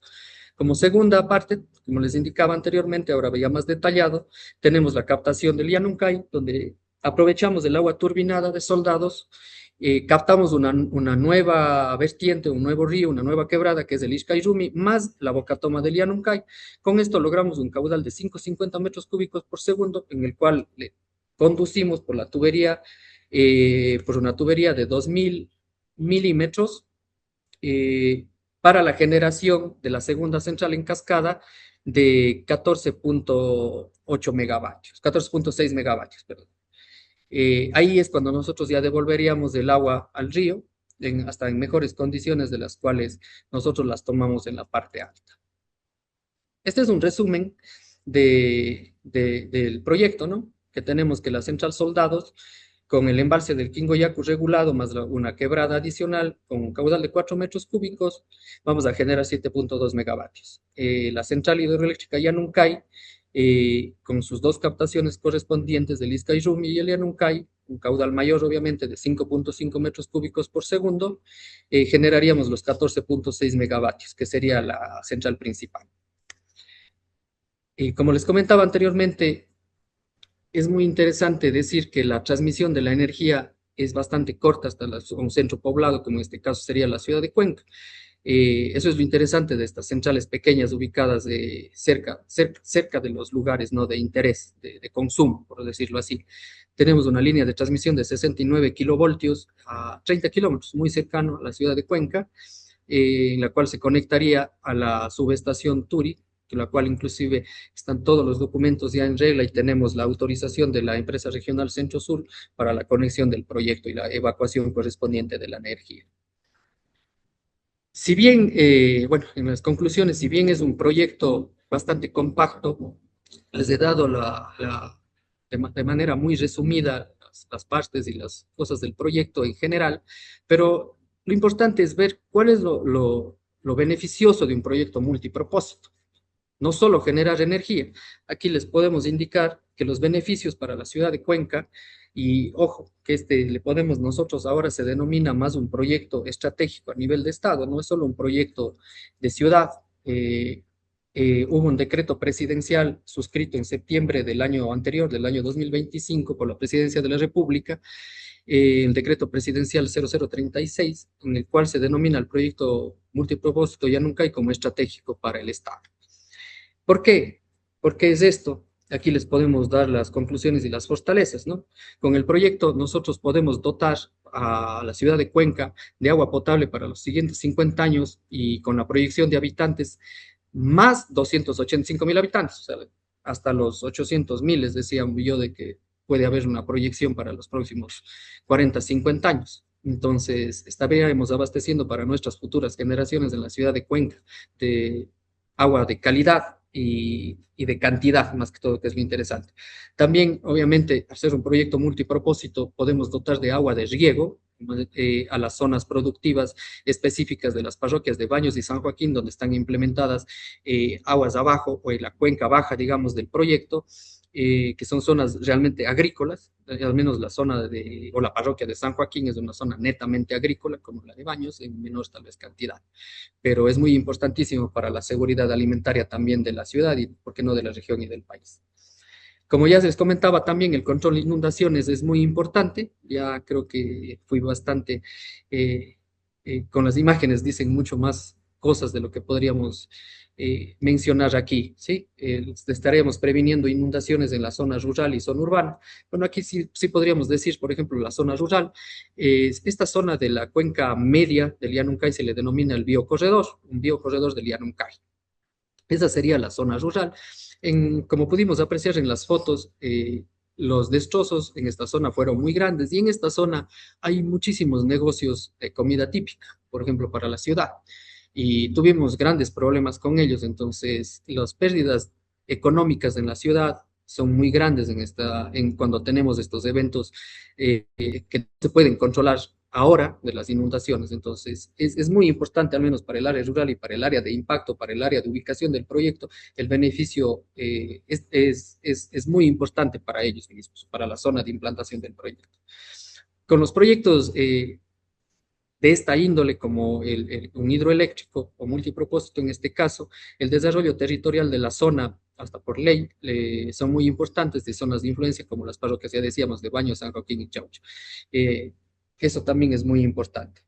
Y en el último punto, digamos aquí, pero en la lámina, es la energía que vamos a generar. Nosotros podemos generar energía limpia y renovable con este proyecto para 65,000 hogares, que en los problemas energéticos que tenemos al día de hoy es muy importante. Cada megavatio que nosotros generemos en el país sirve y va a abastecer todo el sistema interconectado. dotar de energía a 65.000 hogares nos parece muy importante con este proyecto. Eh, muchas gracias. Esta es una presentación bastante resumida del proyecto, de un proyecto de energía renovable, de un proyecto pequeño, de un ejemplo de centrales, de pequeñas centrales que sí se pueden realizar. Es solo uno de los que esta vez les puedo mencionar, inclusive por el tiempo. Tenemos otros proyectos, los cuales de la misma capacidad estamos ya en proceso de estudios de factibilidad y diseños definitivos. Eso, estimados ingenieros, más bien, no sé si, muchas gracias más bien por su atención y procedemos si es que en el caso de que hubiera preguntas. Claro que sí, agradecemos al ingeniero Boris Álvarez, muy explícito en su conferencia y tenemos algunas preguntas. Nos pregunta Alison Pavón, ¿qué potencial tiene el Ecuador para desarrollar proyectos hidroeléctricos compactos en zonas rurales y cuáles serían esos principales criterios para seleccionarlos en los sitios adecuados?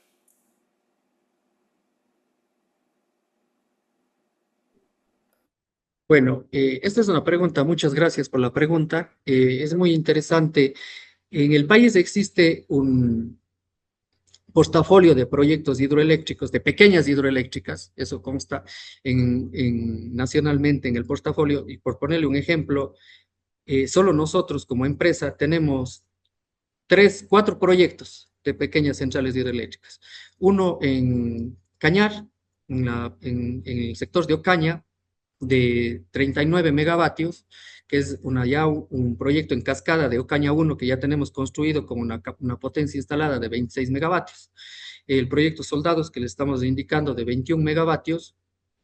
Tenemos dos proyectos en la provincia de Loja, en Saraguro, que sumados los dos nos dan 30 megavatios. Los proyectos de pequeñas centrales son muy importantes, ¿no? Porque no dependeríamos simplemente de una central de 100, 200 megavatios como las que tenemos, por ejemplo, en San Francisco, que si dejan de operar por A o B razón o tenemos problemas de índole geotécnico o geológico como tenemos en Coca-Cola Sinclair, por ejemplo. En cambio, al tener varias centrales pequeñas o medianas, nosotros podemos diversificar la energía que podamos entregar al país en varios lugares. Y el potencial es bastante alto. El porcentaje en la cartera de proyectos pequeños, si dividimos entre proyectos grandes y pequeños, tenemos hasta un 20% de proyectos de pequeña escala, como el que le estoy mostrando en la cartera de proyectos de este tipo a nivel nacional. Muchas gracias. La ingeniera Blanca Granados pregunta qué cantidad de sedimento podría presentarse una vez realizado el proyecto. En el proyecto multipropósito ya nunca hay cuál es la diferencia de los sedimentos en cuanto a, por ejemplo, un proyecto de Masar o de Paute. Nosotros estamos en la cuenca alta, en la cuenca alta, en los páramos, donde los sedimentos son mínimos. En los estudios que nosotros tenemos se ha planificado un porcentaje de sedimentos, bueno, es un dato muy crudo, ¿no? Que está entre el 5 al 10% de sedimentos en tiempo de 5 años. Depende del área de la cuenca, ese porcentaje que está dado en los datos del proyecto, pero son muy bajos realmente porque no tenemos problemas en esa zona por ser en parte alta, en los páramos. Eso hay que diferenciar en una zona como Masar y Paute, por ejemplo, que los sedimentos tienen un nivel altísimo porque ya bajan de toda la cuenca del Paute recogiendo. Asimismo, por interno en el chat de Zoom preguntan, ¿cuál es el tiempo promedio de diseño y construcción de estas pequeñas centrales hidroeléctricas? Ya, en tiempo de estudios, a ver, en de estudios definitivos se han demorado aproximadamente un año a dos en los diseños, desde prefactibilidad a factibilidad, ¿sí? Actualmente estamos realizando procesos de actualización que nos están demorando entre 150 días y 240 días, porque son proyectos que ya estuvieron estudiados en el país y nosotros necesitamos actualizarlos, obviamente. Ese es el periodo más o menos que demora en los estudios y en la construcción, si ponemos el caso del ejemplo del proyecto multipropósito, ya nunca está planificado para 36 meses, ¿sí? El proyecto está definido en eh, 5 etapas que se las divide cronológicamente, pero no en el tiempo, digamos algo así. Tenemos la construcción de ejes viales como una etapa, la construcción de la línea de transmisión, la segunda etapa, la construcción de la central Yanuncay, que no necesitamos del embalse como tercera etapa, cuarta etapa, líneas de conducción de la parte de soldados y una quinta etapa, la construcción de la presa con la central soldados. Eh, Muchas gracias. También así mismo por interno pregunta, ¿es más conveniente invertir en grandes hidroeléctricas o en múltiples proyectos pequeños descentralizados? Bueno, eso a criterio muy personal, sí estoy de acuerdo yo con los pequeños proyectos no centralizados. Estoy muy convencido de que sí deberíamos construir más proyectos pequeños y sí los hemos realizado. O sea, sí se los están realizando, sí se ha tomado esa política pública de realizar eso. Por ejemplo, tenemos el proyecto que recién se repotenció o se puso en funcionamiento, más bien sería decir el Toachi Pilatón, que es muy importante porque inclusive está en la cuenca del Pacífico. Eso hay que tomar en cuenta porque nosotros tenemos proyectos hidroeléctricos que deberían realizarse en la zona de la cuenca del Pacífico y en la zona del Atlántico, por decirlo así. Entonces, tenemos que diversificar entre pequeñas centrales para las diferentes cuencas y diferentes periodos hidrológicos o de lluvia, hablemoslo así, y los proyectos que tengamos en la otra zona de la cuenca del Atlántico. Para mí, muy personalmente, son más convenientes los pequeños proyectos, inclusive si se diversifica la economía del país al tener varios proyectos y la transmisión de energía, como decía el doctor Serrano, es mucho más conveniente en los proyectos pequeños que no necesitamos realizar grandes inversiones de transmisión en proyectos que tengan, por ejemplo, líneas de evacuación de 230 kilovoltios y los pequeños podemos hacerlo por 69 kilovoltios, que son, digamos que más económicas de esta construcción. Muchas gracias. Entre otros, por ahí le felicitan también, divisamos también al doctor Servio Burneo, miembro de la Red Iberoamericana de Investigación e Ingeniería de Proyectos. Muchas gracias también por estar presente. Él nos hace dos preguntas justamente. Uno, las presas de tierra han sido bastante estudiadas en el mundo desarrollado. En el Ecuador existen experiencias halagadoras para que no represente algún riesgo. Y dos, sobre la dirección de proyectos, ¿se hará bajo la metodología de la Dirección Integrada de Proyectos o no? Muchas gracias, ingeniero Sergio, por su pregunta. Sí, bueno, tengo otra presentación, pero no le añadí aquí sobre las presas de tierra. Exactamente, cuando nosotros retomamos este proyecto Soldados, hemos investigado muchísimo sobre la ocurrencia o la construcción de las presas de tierra, por denominarlas así. Ponemos un ejemplo claro, Masaya es una presa de rocas, tierra, una presa de 400 millones de metros cúbicos de embalse, ¿no? Tenemos otro ejemplo, que inclusive el doctor Serrano también comentaba, Daule Peripa, es una presa en altura de 90 metros de altura, si no me equivoco, también es una presa de tierra que almacena mucho más agua que la de Soldados de Anuncay. Tenemos la presa de tierra de Tahuín, que no sé si conocemos en la zona de Arenillas. Tengo el gusto sí, de conocer la presa de Tahuín. Es bastante similar en altura a la que estamos nosotros proponiendo, pero almacena mucha agua por la diferencia de la zona en la que se ubica. Es una presa de 50 metros de altura, de tierra compactada, en la cual esta presa fue construida en el año de 1987, si no me traiciona la memoria, y sigue beneficiando. Igual fue una presa, a ver, un proyecto como identificado inicialmente como multipropósito para generar energía, si no estoy mal, estaba para 2 megavatios a pie de presa. Riego y agua potable para Arenillas, pero no se quedó con la generación no se está realizando. Entonces hay múltiples casos, ¿no? De pequeños y grandes, nuestro sería un caso pequeño de construcción. Creo que sí estamos en la capacidad como profesionales locales para realizar este tipo de proyectos en el país. Respecto a la segunda pregunta, nosotros, la unidad de supervisión de proyectos de la empresa, es la encargada de realizar todo lo concerniente a la ejecución del proyecto, ¿sí? Nosotros tenemos la dirección se divide en la Jefatura de Ingeniería Civil, que es la que se encarga de la ejecución del proyecto en todos los procesos que tengan a ver.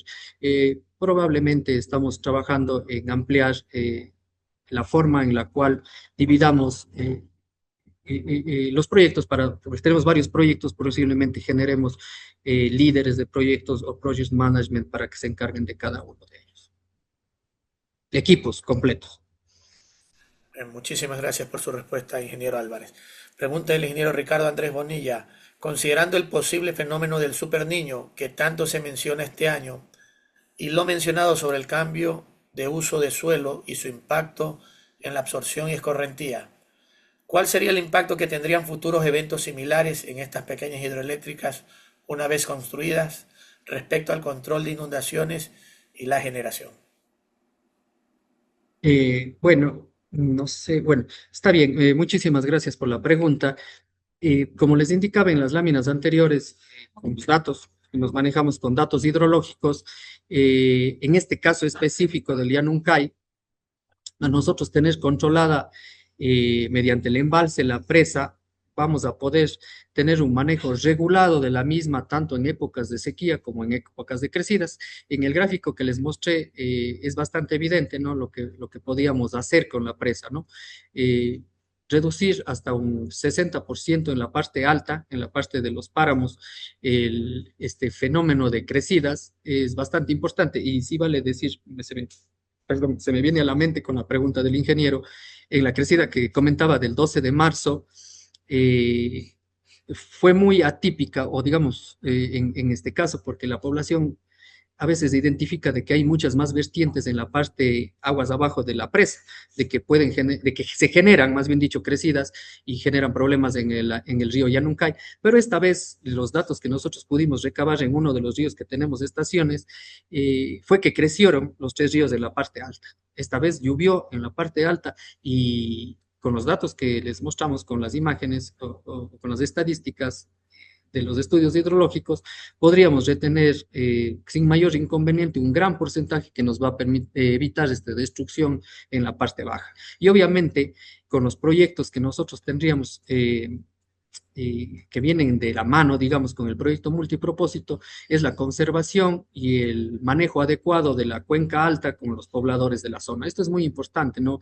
Volverle a que los páramos constituyan una esponja natural, ya que han perdido la esponja natural, y esto nos demuestra la última crecida, ya perdió su capacidad de absorción y el agua bajó de una manera muy violenta, o sea, se llevó 4 puentes, los cuales fue extraordinario, no hemos tenido, a pesar de que el caudal fue inclusive menor que en una creciente del año 2021, que tuvimos aproximadamente 200 metros cúbicos, si no me equivoco, no, 185 metros cúbicos, y ahora fue de 160, pero en cambio fue más violenta por la velocidad.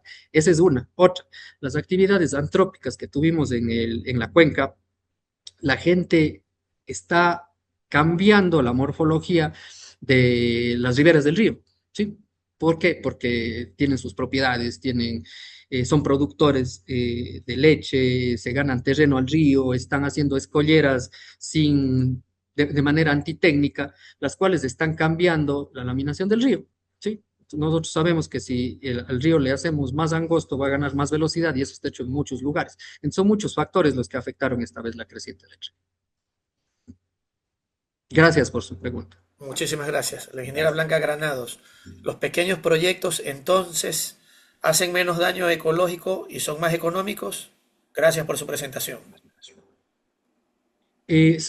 Los proyectos pequeños, en realidad tenemos que saber dónde van a estar ubicados, ¿sí? Pero sí, en general van a producir menos daños ecológicos dependiendo si son centrales de pasada o son centrales con embalse.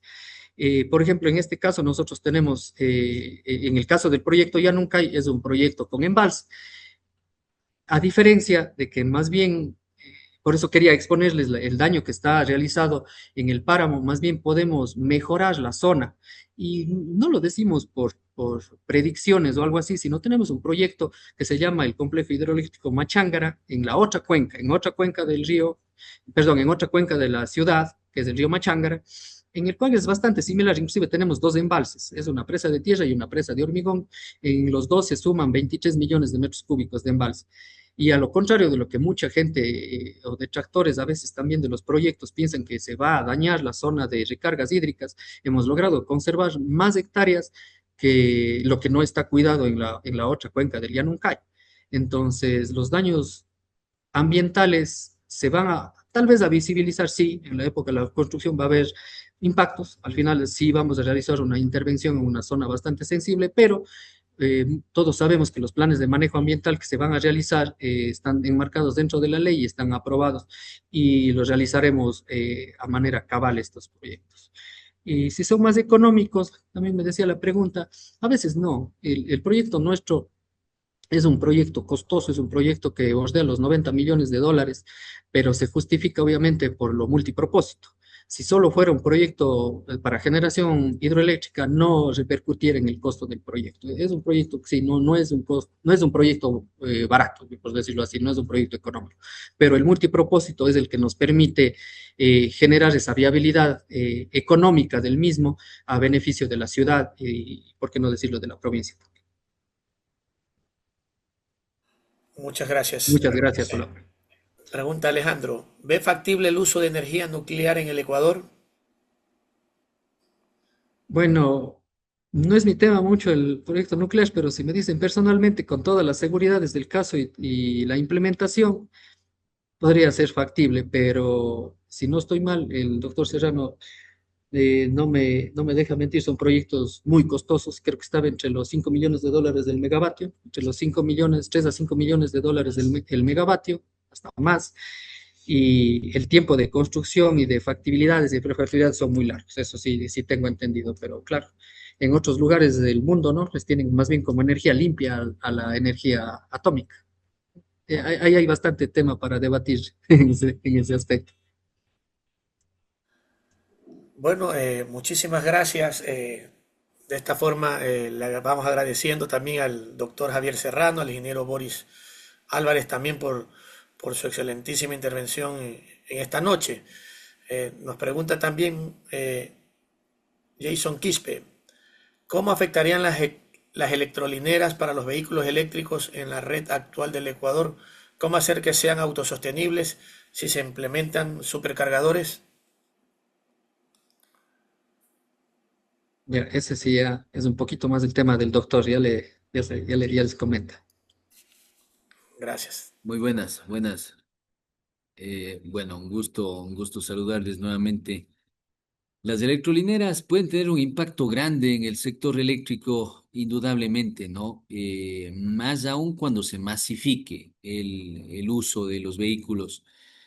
Yo creo que todavía no se siente tanto, pero el sistema tiene que estar preparado, ¿no? Recuerden lo que les mencioné en la primera charla, el, el 50% o el 54% de la energía que consume el país viene del sector del transporte y solo el 18% de energía eléctrica. Entonces, si migramos de ese 54% al sector eléctrico, pues es una brutalidad, digamos, de energía que se va a requerir en el sector eléctrico. Entonces, puede haber, obviamente, una afección grande en la demanda, se va a acelerar aún más la demanda. Y qué se puede hacer? Pues lo que les decía también, ¿no? Por cada vehículo eléctrico, un sistema de pronto de energías renovables con energía solar, por ejemplo, distribuido a lo largo y ancho de las ciudades, pueden de alguna manera reducir estos impactos, ¿no? Esa yo creo que es una, una de las opciones. Y obviamente también la gestión de la demanda, es decir, evitar que estas electrolineras funcionen en horas pico, por ejemplo. ¿Y eso cómo se hace? Pues con lo que se llama la elasticidad de la demanda. Si le pongo eh, a diferente precio el kilovatio hora y le pongo, por ejemplo, al doble de precio entre 6 de la tarde y 10 de la noche, la carga de los vehículos eléctricos, pues nadie va a cargar su vehículo en esas horas. pero si le pongo un descuento del 50% entre las 12 de la noche y 5 de la mañana, pues nosotros le podemos programar con los nuevos cargadores. Le puedo decir desde mi celular, muy bien, yo le dejo conectado ahorita a mi carro en la casa, pero te vas a cargar desde las 12 de la noche hasta las 5 de la mañana y simplemente le programo, le hago clic, me voy a dormir y en la noche esto va a pasar y va a ocurrir porque los sistemas ya son cada vez más inteligentes. Entonces, es una forma de ir gestionando, ¿no es cierto?, la demanda y yo creo que sí, sí se puede hacer, ¿no? Pero obviamente vamos a necesitar más generación también, ¿no? Muy bien, muchísimas gracias. De esta forma vamos llegando a la parte final de la intervención de este tercer día en el ciclo de conferencias por celebrar, bueno, en esta semana, el 24 de mayo, el Día Panamericano del Ingeniero Civil. En esta noche hemos escuchado en la conferencia Energías Renovables como solución a la creciente demanda de electricidad en el Ecuador, al doctor Javier Serrano y al ingeniero Boris Álvarez. Ha sido muy interesante y muy entretenida también la parte posteriores y finales a cada una de sus intervenciones con las preguntas y de la misma forma las respuestas que hemos recibido por parte también de algunos colegas, algunos ingenieros civiles y de otras profesiones que se encuentran presentes. Eh, Agradecemos también el haber logrado el ingeniero Gustavo Jara, presidente del Colegio de Ingenieros Civiles de la SUAY, el poderlos acercar en este espacio y poderlos tener. Queremos escucharlos a ambos en la parte final, en darnos algunas conclusiones finales, algunas recomendaciones generales, no solamente a los colegas ingenieros civiles, a aquellos profesionales de las distintas disciplinas y que un poco se han acercado a escucharles en esta interesantísima sesión del día de hoy. Les escuchamos en la parte final. Muy bien, bueno, de mi parte, estimado Daniel, agradecerles, ¿no? Por la presencia, también felicitarles por estas iniciativas que son súper importantes, ¿no? Ir dialogando, yo creo que enriquece mucho esta discusión, ¿no es cierto?, a nivel profesional. Yo creo que es muy importante para el país, para ir con la conciencia del caso en el día a día y el profesionalismo que debemos tener en los diferentes sectores del país para poder ir aportando, ¿no? No solamente con el trabajo diario, sino también con los criterios, ir también abonando a esta sociedad que a veces está muy desorientada en cuanto a la información existente, mucha desinformación. Hay cualquier persona ahora hablando cualquier cosa, es influencer, ¿no? Entonces, yo creo que el debate técnico es una herramienta fundamental para aportar al país, ¿no? Y en ese sentido, más bien les felicito a ustedes como Colegio de Ingenieros Civiles por estas iniciativas. Eso es lo que debemos hacer y debemos incentivar, ¿no? Más bien, muchas gracias y felicitaciones por eso también.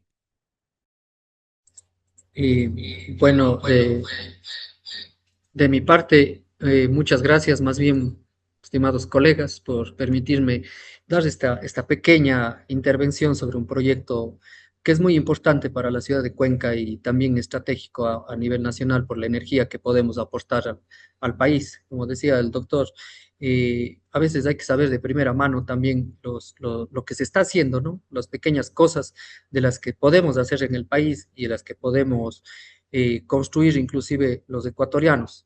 Son proyectos muy ecuatorianos en los cuales nosotros podemos participar y podemos realizarlos.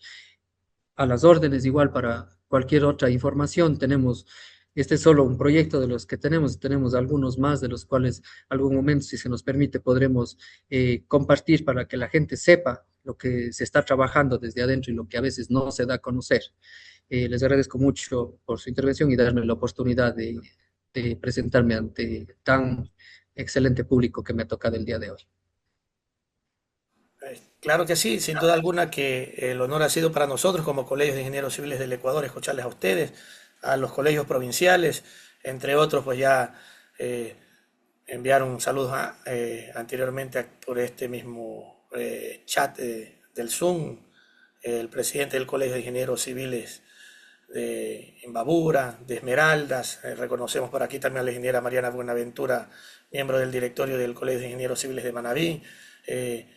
Entre otros muchos colegas que se encuentran aquí, también el ingeniero Freddy Muñoz, secretario del Colegio de Ingenieros Civiles del Ecuador, asimismo el ingeniero Fabricio Villavicencio Peña, presidente del Colegio de Ingenieros Civiles del Ecuador, que los vimos hace unos instantes también, que estaba aquí en la sala. También hoy día que también en la mañana recibía la llamada del doctor, bueno, doctor e ingeniero, doctor en leyes e ingeniero civil también, Carlos Mora Beltrán, secretario ejecutivo del CICE, que ha estado participando también de estas sesiones, inclusive hizo el obsequio de un libro de reciente publicación, el ABC del fiscalizador, y que lo pone a disposición, que va a ser sorteado también estos días entre los asistentes. Muchísimas gracias, doctor Carlos Mora, por ese detalle que le llegará a las manos de algunos de los participantes. Y asimismo agradecerles a todos ustedes, colegas que han estado participando el día de hoy, a quienes les invitamos también poder encender sus cámaras y tomar algunas capturas de esta sesión en la que hemos tenido hoy día, conjuntamente con los expositores, con el doctor Serrano, con el ingeniero Álvarez, quienes ante nuestro llamado y nuestra invitación y las autorizaciones correspondientes también de la entidad donde elaboran, de este tema sensible en el país acerca de la demanda de energía eléctrica y esas posibles soluciones mediante algunos tipos de producción de energía, ¿no?, renovable en nuestro país. De esta manera vamos dando por terminado esta sesión del día de hoy. Invitarlos el día de mañana, jueves 21 de mayo, tendremos de manera asimismo virtual a la misma hora, 7 de la noche, tendremos al ingeniero Walter Mera, influencia del pavimento en el efecto de isla de calor urbano. Estará tocando pues algunos temas de la vialidad nacional. Asimismo les comunicamos y recuerden que estaremos también entregando certificados de participación por este ciclo de conferencias al que están ustedes asistiendo.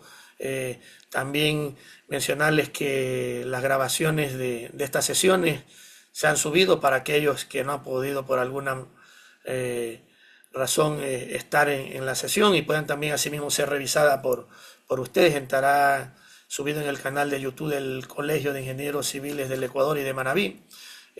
Agradecemos también a los colegios provinciales de ingenieros civiles, por ejemplo, el Colegio de Ingenieros Civiles del Guayas, que estamos contando con el servicio de la plataforma de Zoom del colegio. Agradecemos al ingeniero Reinber Correa, presidente del Colegio del Guayas. Asimismo, le deseamos al ingeniero Gustavo Jara, del presidente del Colegio de Ingenieros Civiles de Azuay, por haber permitido y conseguido cristalizar las conferencias del día de hoy.